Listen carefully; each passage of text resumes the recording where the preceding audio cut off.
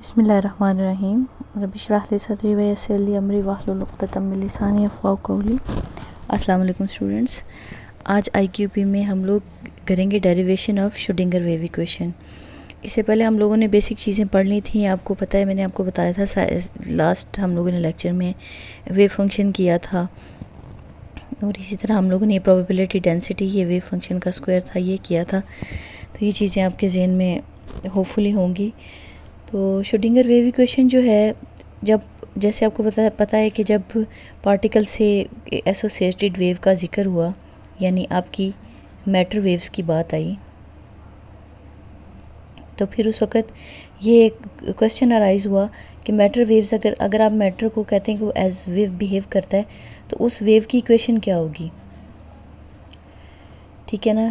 Wave equation आप लोगों ने दूसरे सब्जेक्ट्स में पढ़ी हुई हैं कि वेव इक्वेशंस हम लोग हर वेव से एसोसिएटेड एक इक्वेशन होती है। तो मैटर वेव से रिलेटेड ये क्वेश्चन अराइज़ हुआ कि इसकी इक्वेशन कैसी होगी। तो फिर श्रोडिंगर ने उससे रिलेटेड इक्वेशन जो है वो प्रपोज़ की, और वो इक्वेशन जो है वो अभी तक श्रोडिंगर वेव इक्वेशन के नाम से मशहूर है।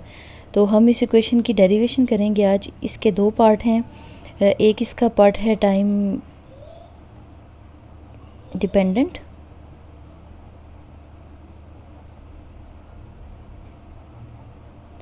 और दूसरा इसका पार्ट है टाइम इंडिपेंडेंट।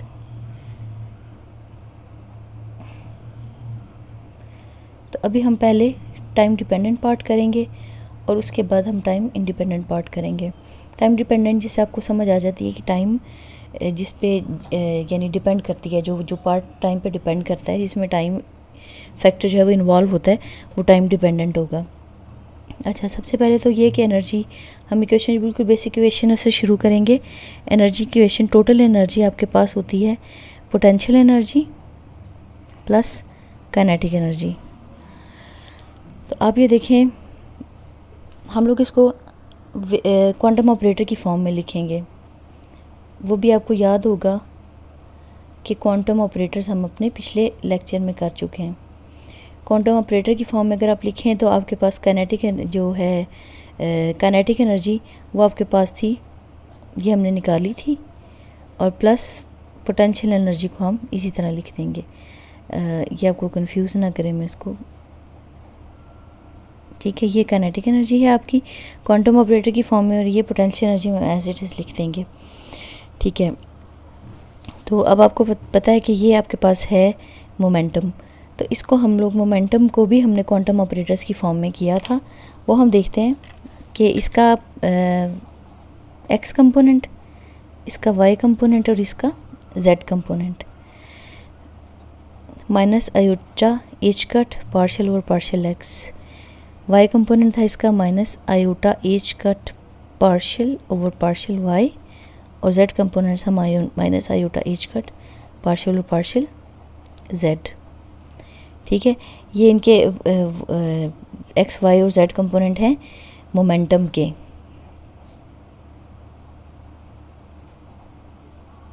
ठीक हो गया। तो अब अगर हम इसको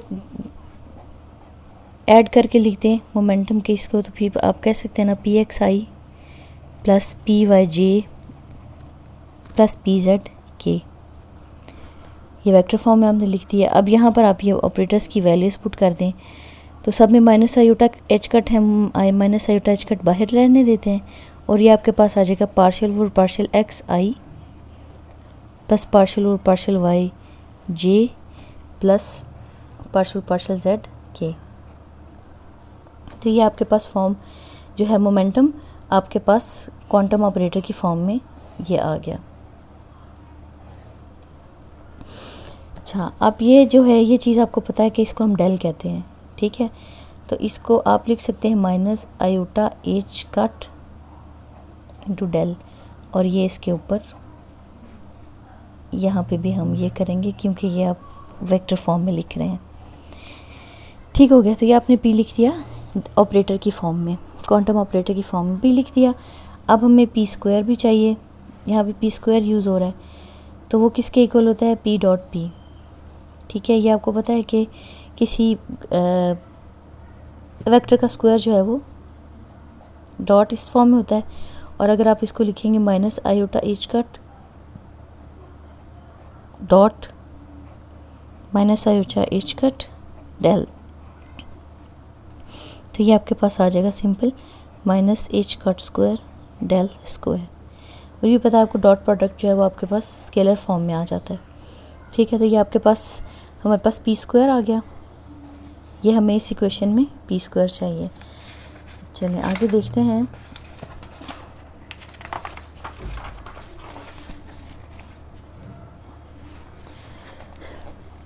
आपके पास ई जो है वो ऑपरेटर फॉर्म में होता है आयोटा एच कट पार्शियल और पार्शियल टी।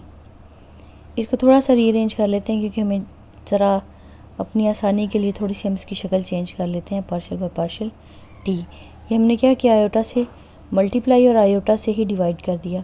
तो ऊपर आपके पास आयोटा इंटू आयोटा -1 आता है आपके पास, और ये डिनोमिनेटर में आपके पास आयोटा आ गया।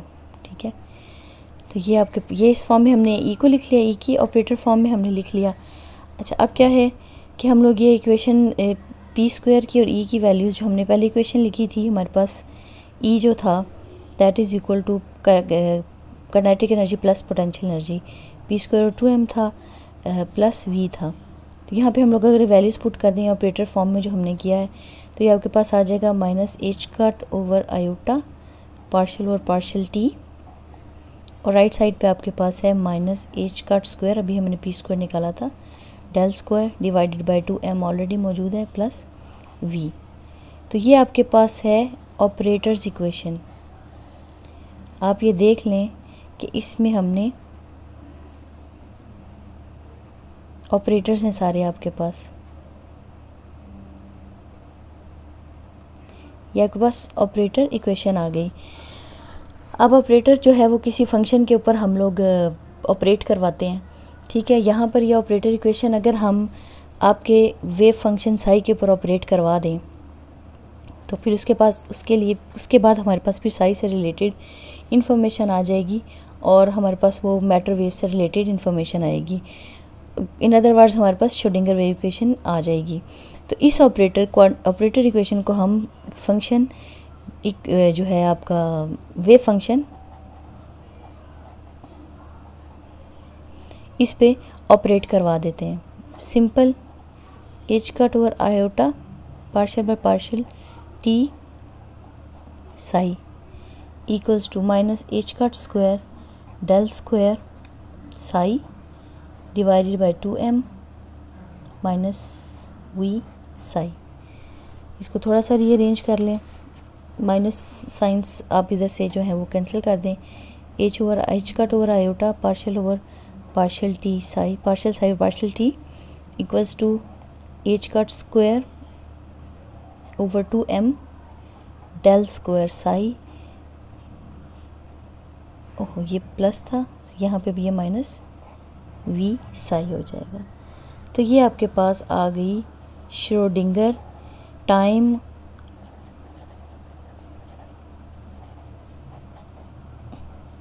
Dependent wave equation.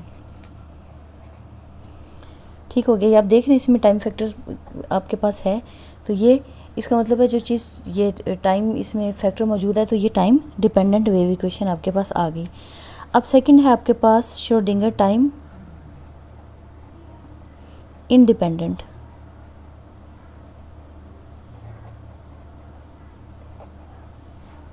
Wave equation.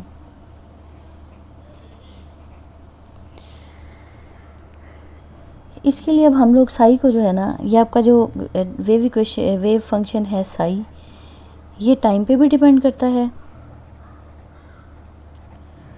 और ये स्पेस पे भी डिपेंड करता है, यानी ये टाइम डिपेंडेंट भी है और ये स्पेस डिपेंडेंट भी है। लेकिन अब हमें इस वक्त जो है वो हमें टाइम डिपेंडेंट अलग चाहिए और स्पेस डिपेंडेंट अलग चाहिए। तो इसके लिए हम लोग क्या करेंगे, इसको इस शक्ल में लिखते हैं। ये कैपिटल साई है आपका, इस तरह लिख लेते हैं इसको, और ये एक इसका टाइम डिपेंडेंट स्मॉल साई और एक इसका फाई, ये आपका हो गया टाइम डिपेंडेंट, ये टाइम डिपेंडेंट और ये आपका सॉरी, ये आपका होगा स्पेस डिपेंडेंट और ये आपका होगा टाइम डिपेंडेंट। देखो ये स्पेस डिपेंडेंट पार्ट है और है इसका, और ये टाइम डिपेंडेंट पार्ट है। तो अब भी हमारे पास दो फॉर्म में आ गया। अब हम ये देखते हैं, ये हमारे पास थी टाइम डिपेंडेंट वेव इक्वेशन, तो हम लोगों ने इसी को यूज़ करना है। तो आप ये देखें कि इसमें ये विद रिस्पेक्ट टू टाइम जो है आपका एक दफ़ा डेरिवेशन आई हुई है और यहाँ पे आपकी दो दफ़ा डेरिवेशन आई हुई है। ठीक है, ये स्पेस डेरिवेशन है पार्शियल बाय पार्शियल एक्स। ये आपने यहाँ पर वो उसकी वैल्यू काइनेटिक एनर्जी की निकाली है ना, ये आप देखें यहाँ पे विद रिस्पेक्ट टू एक्स है, ये आपकी with respect to x y z है। तो ये स्पेस, ये विद रिस्पेक्ट टू स्पेस आपकी डेरिवेशन है। विद रिस्पेक्ट टू स्पेस दो दफ़ा डेरिवेशन है, विद रिस्पेक्ट टू टाइम एक दफ़ा डेरिवेशन है। तो हमने चूँकि ये यूज़ करना है तो हम इसको क्या करते हैं, इसका डेरिवेशन निकालते हैं with respect to time once. वो आपके पास आ जाएगा, ये आपको जहन में रहे कि ये कैपिटल है। ठीक है, इसको आप विद रिस्पेक्ट टू टाइम कर लें। तो अब विद रिस्पेक्ट टू टाइम जब आप करेंगे तो ये स्पेस का डिपेंडेंट है, इसलिए ये टाइम के लिहाज से ये आपका कांस्टेंट होगा। तो ये बाहर आ जाएगा, ये स्मॉल और कैपिटल में फ़र्क आपने रखना है। ये पार्शियल फाइव और पार्शियल टी हो गया। ये एक दफ़ा हमने विद रिस्पेक्ट टू टाइम इसको ड्राइव किया। अब हम इसको विद रिस्पेक्ट टू स्पेस दो दफ़ा ड्राइव करते हैं। इसका डेरिवेशन लेते हैं with respect to space twice. तो अगर आप इसको कर लें सेपरेट एक्स वाई जेड को तो वो ज़्यादा बेहतर रहेगा। ठीक है, ये कैपिटल है पार्शियल एक्स स्क्वायर। ठीक है, तो इस तरफ आपके पास ये है अब टाइम डिपेंडेंट, इसलिए अब ये एज अ कांस्टेंट होगा। और आपका जो है ये स्पेस डिपेंडेंट जो है इसका विद रिस्पेक्ट टू एक्स दो दफ़ा आपने डेरिवेशन ली। आई होप ये चीज़ आपको समझ आ गई है। पार्शियल वाई स्क्वायर ये कांस्टेंट है, ये partial square psi over partial y square.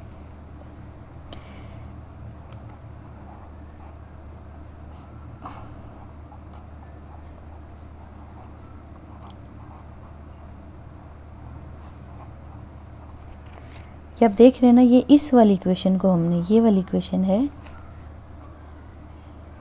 ये स्मॉल साई और फाई, तो इसको हम with respect to x y z दो दफ़ा हमने इसकी डेरिवेशन ली है। अब इसको आप ऐड कर दें तीनों को, तो इस साइड पे ये डेरिवेशन है और इस साइड पे ये हम देखेंगे, ये आपके पास आ गया partial square psi partial x square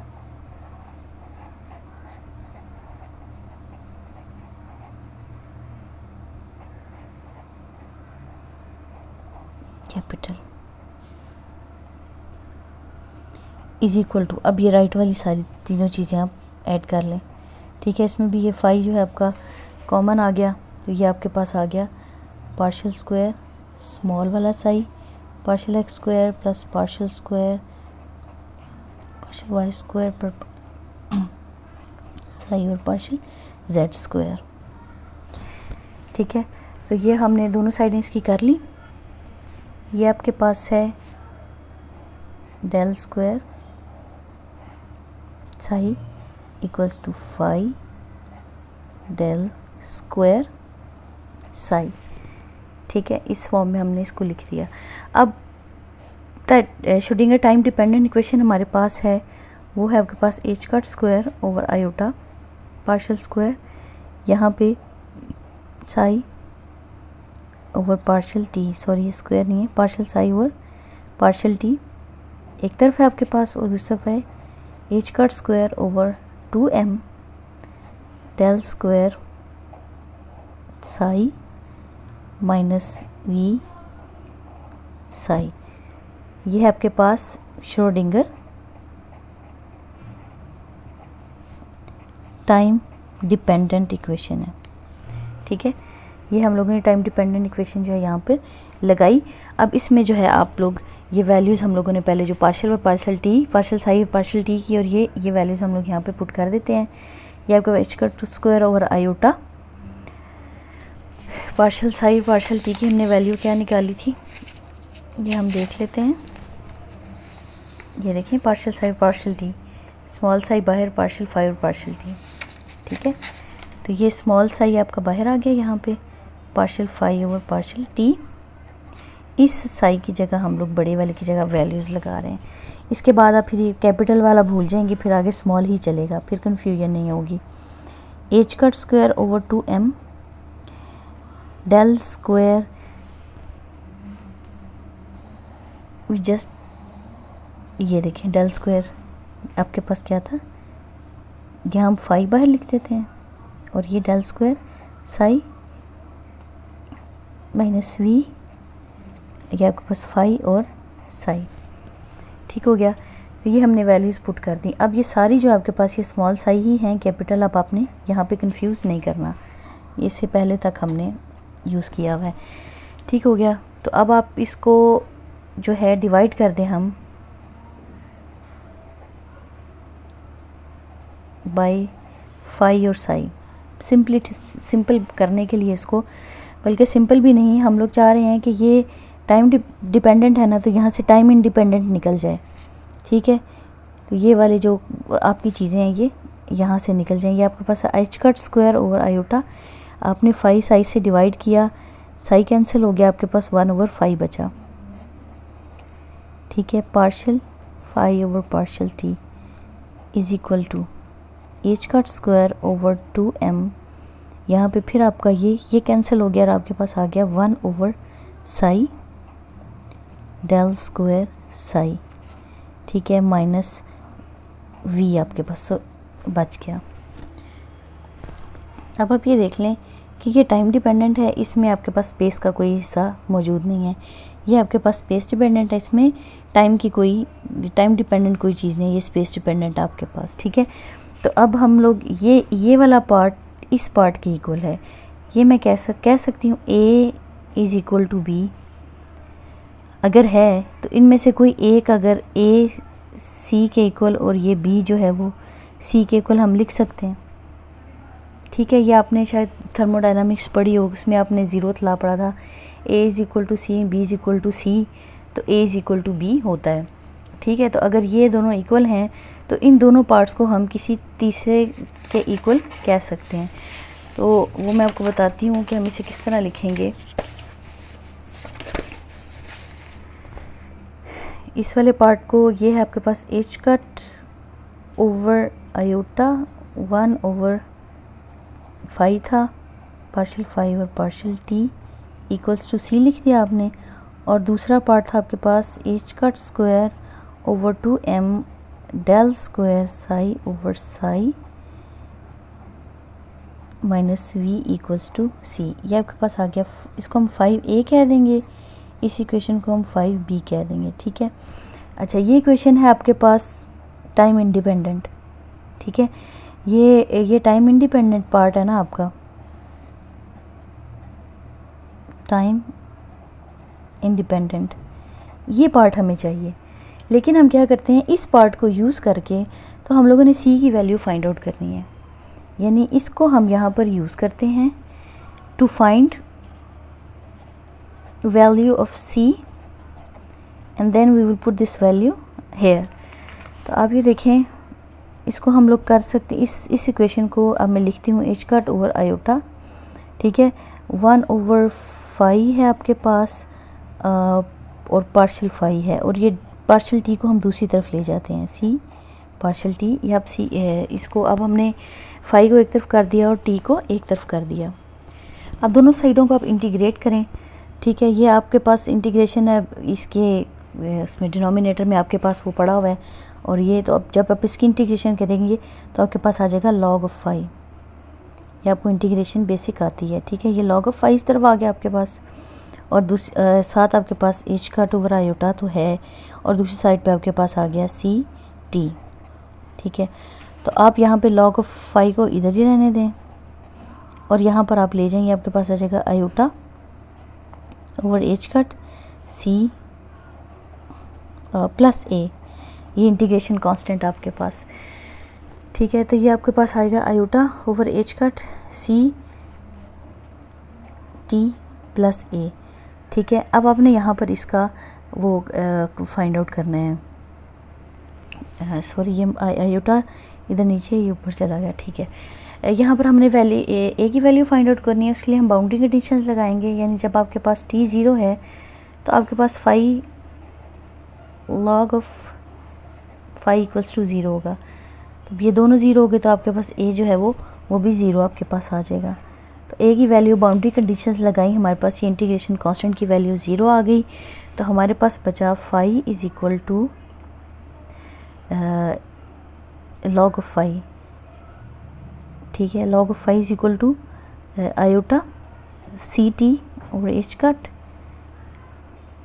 plus ये जो हमने 0 लगा दिया। अब आप दोनों तरफ एंटी लॉग ले लें, आपके पास फाई की वैल्यू आ जाएगी e power iota over h cut c into t. अच्छा, एक चीज़ यहाँ हम लोगों ने एक मिस्टेक की है, मिस्टेक तो नहीं है, वो हमने ये जो है ना टाइम डिपेंडेंट हम लोगों ने माइनस वाली ली है ना, ये अगर हम लोग इसको माइनस और इसको प्लस कर दें, ठीक है। ये आपके पास माइनस, ये माइनस और ये प्लस आ गया, ठीक है। और इसका हाँ जी, ये आपके पास ये माइनस के साथ हम लोगों ने यूज़ किया, ठीक है। जब ये इधर गया आपके पास तो ये माइनस की साइन आपके पास यहाँ e power minus iota h cut, ये आप लोग दोबारा देख लीजिएगा, ये हो जाएगा इंशाल्लाह, ठीक है। ये मिस्टेक नहीं है, हमने वो साइंस चेंज करके जो लिखी थी ना, हम उसको एज इट इज़ लिख देंगे, साइंस चेंज नहीं करेंगे। तो ये आपके पास आ गया 5 e power minus iota h cut. अच्छा, आपने एक जगह आप लोगों ने ये देखा था, आपके पास 5 जो था that is E power iota omega T था। आपको शायद याद हो ऑसिलेटिंग जो उसमें आपने किया था, ऑसिलेशंस वाले किसी चैप्टर में किया होगा, वहाँ पे आपने देखी थी ये वाली इक्वेशन, ठीक है। Psi's equal to e power iota omega t. तो अगर इन दोनों इक्वेशंस को हम इक्वेट कर दें तो यानी इसकी फाई की इन दोनों वैल्यूज़ को अगर आप इक्वेट कर दें तो आपके पास आ जाता है minus iota over h cut c t is equal to iota omega t, ठीक हो गया ना। तो अब आप यहाँ पे ये माइनस आयोटा ओमेगा टी है, ठीक है। ये माइनस आयोटा से कैंसिल हो गया, तो ये आपके पास आ जाता है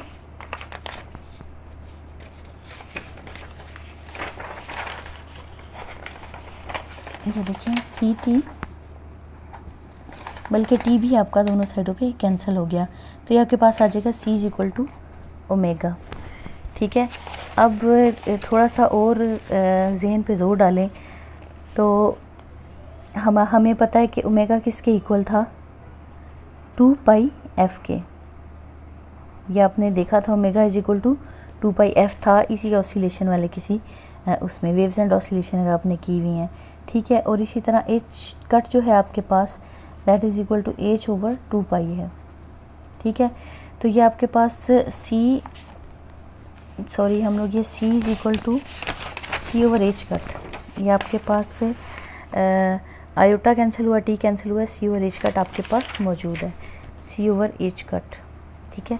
तो यहाँ पे एच कट की वैल्यू अगर आप पुट करें तो आपके पास आ जाएगा, बल्कि एच कट को हम उस तरफ ले जाते हैं तो ये आ जाएगा एच ओवर 2 पाई और ओमेगा की वैल्यू आपके पास आ गई 2 pi F.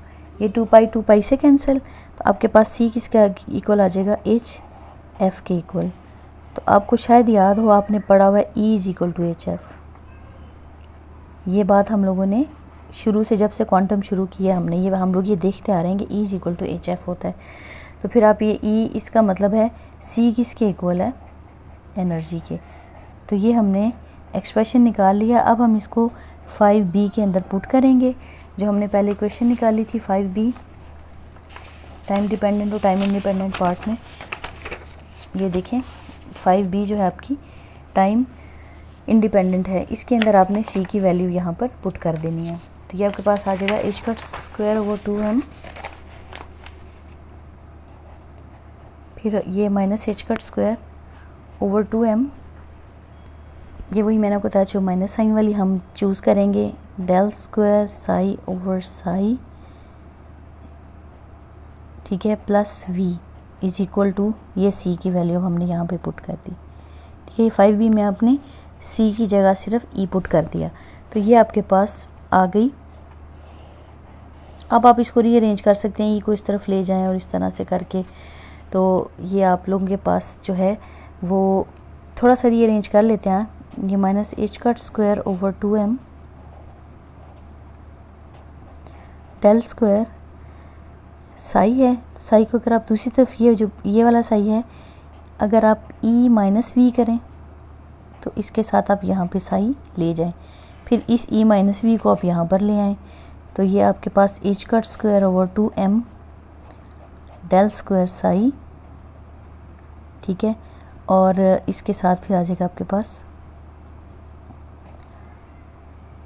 Plus e minus v psi equals to 0। ये देखिए ना, ये माइनस था, यहाँ से आया माइनस हुआ, इस तरफ से यहाँ जाके माइनस होगा, दोनों माइनस हमने यहाँ से ख़त्म कर दिए, तो ये आपके पास। और आप ये थ्रू आउट आप इसको मल्टीप्लाई कर दें 2m over h cut square से, तो आपके पास डेल स्क्वायर साई अलग से आ गया, plus 2m over h cut square e minus v psi equals to 0। तो ये आपके पास है श्रोडिंगर टाइम इंडिपेंडेंट इक्वेशन, ठीक है। तो ये हम लोगों ने अब तक जो है वो Schrodinger wave equation time dependent और टाइम इंडिपेंडेंट आज के लेक्चर में हम लोगों ने ड्राइव की हैं। अब इससे आगे हम इनकी एप्लीकेशंस करेंगे इंशाल्लाह।